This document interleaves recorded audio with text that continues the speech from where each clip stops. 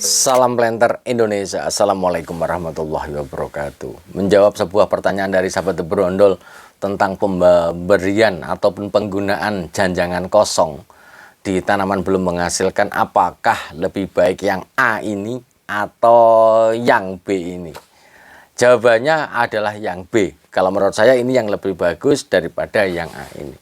Alasan yang hal yang harus saya sampaikan bahwa penggunaan janjangan kosong selain mengandung unsur hara yang cukup tinggi, namun juga bahwa tanaman belum menghasilkan adalah pemberian janjangan kosong di tanaman belum menghasilkan rata-rata memiliki dua fungsi. Yang pertama adalah untuk mengendalikan gulmanya. Artinya bahwa di piringan ini kalau misalnya di piringan ditutupi seperti ini, maka pengendalian gulmanya akan relatif mudah karena dia akan tertutupi oleh janjangan kosong. Itu jadi gulma yang tertutupi janjangan kosong ya dia akan lambat tumbuh. Ada yang tumbuh tapi akan lambat tumbuh. Kalau seperti ini, maka kemungkinan besar dari titik-titik ini akan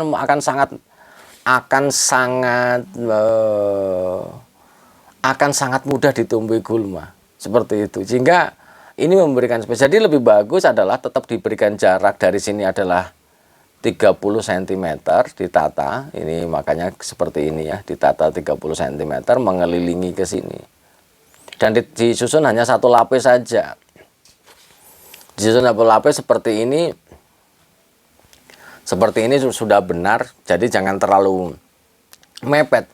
Karena kalau misalnya ini kelapa sawitnya ini ditata sampai ke pepet sini, ini kalau basah ini akan menjadi masalah. Di musim penghujan akan menjadi masalah karena kalau di musim penghujan, sahabat entrepreneur semuanya, janjangan kosong ini semakin tua dengan adanya waktu aplikasi sampai dia meluruh di usia 8-9 bulan nantinya terdekomposisi, maka janjangan kosong ini relatif memiliki kemampuan untuk menyerap air dalam jumlah yang cukup banyak. Kalau seandainya ini diberikan modelnya seperti ini dan hujan deras, mungkin kita akan kasih warna yang lain, ini hujan deras, maka ini akan berubah melingkari seperti ini dengan kondisi yang basah kuyup, termasuk nanti yang ada di sini juga akan basah kuyup rapat seperti ini.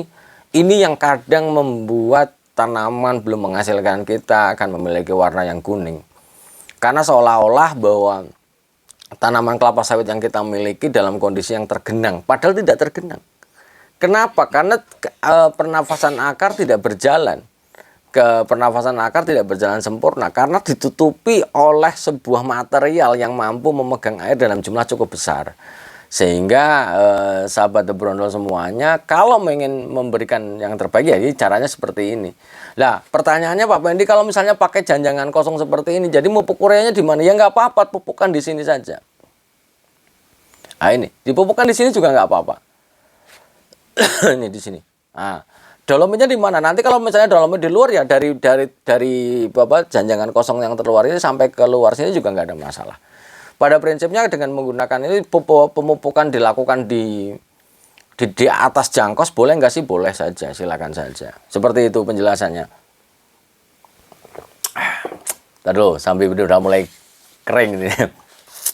Jadi setelah ditata seperti ini adalah penataan yang terbaik menurut Brondol ini. Kemudian kalau seandainya beberapa kasus masih banyak ini ditata rapi Pak Pendi, nanti ujung-ujungnya nggak rapi. Biasanya memang musuhnya kita aplikasi jangan kosong, apalagi di perusahaan musuhnya adalah orang yang nyari jamur.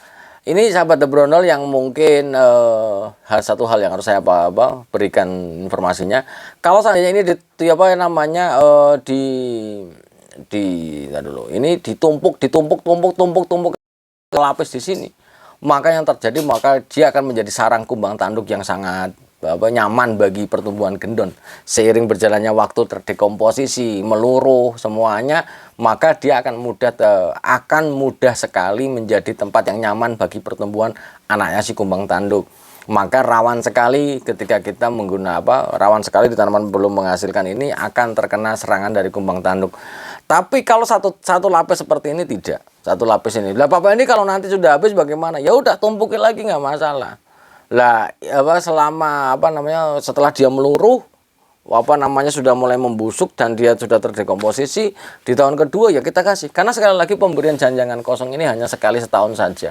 Karena proses pembusukannya ataupun dekomposisinya berjalan sekitar 8 sampai 9 bulan, nanti dia akan menjadi habis.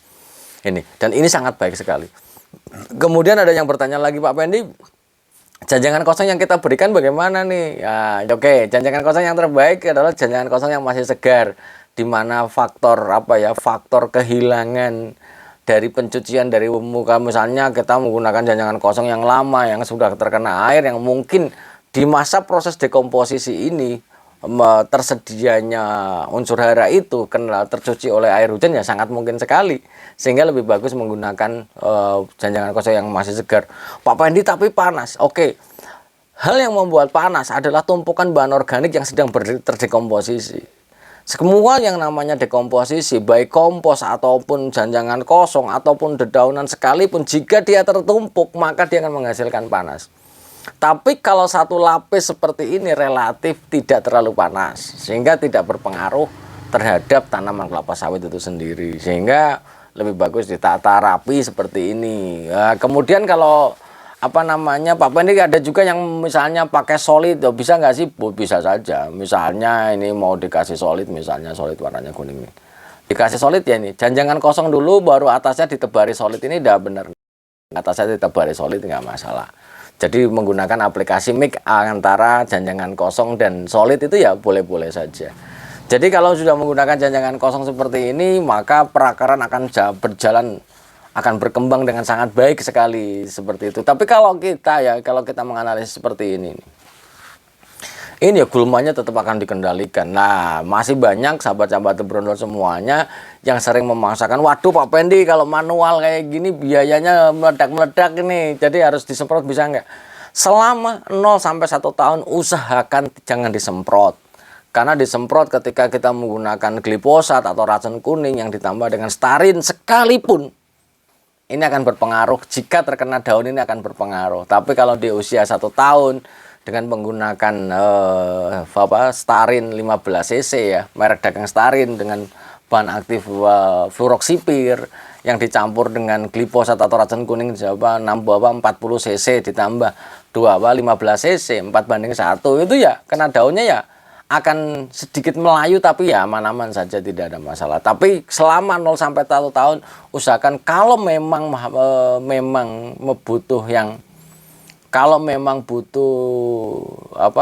pengendalian gulma, maka pengendalian gulma lebih bagus dilakukan secara manual saja dulu. Mungkin itu saja dulu yang dapat saya sampaikan di kesempatan yang berbahagia di siang hari yang berbahagia ini. Semoga bermanfaat bagi sahabat berondol, dan ingat bahwa sahabat berondol semuanya, gunakanlah bahan organik sebagai bahan tambahan di dalam metode pemupukan kita, karena bahan organik akan sangat berpengaruh terhadap perkembangan akar dari kelapa sawit yang kita miliki.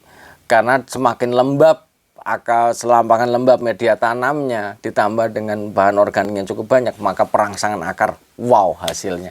Semoga bermanfaat bagi sahabat berondol semua dan sehat selalu. Semoga Allah memberikan kesehatan dan kebahagiaan tanpa syarat bagi kita semuanya, dan salam planter Indonesia. Assalamualaikum warahmatullahi wabarakatuh.